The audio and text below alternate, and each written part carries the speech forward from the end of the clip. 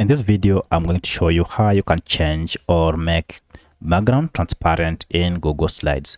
I have here this text on this background, and I'd like to go ahead and make the image here visible by making this color more transparent. If you find this video helpful, I'll kindly request that you support me by liking the video and also by subscribing to this channel.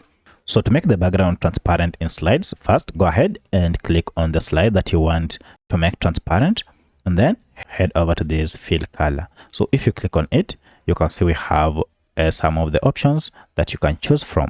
So you can choose any of these and you can see the effect, but for that it will completely wipe out the background color that I had initially.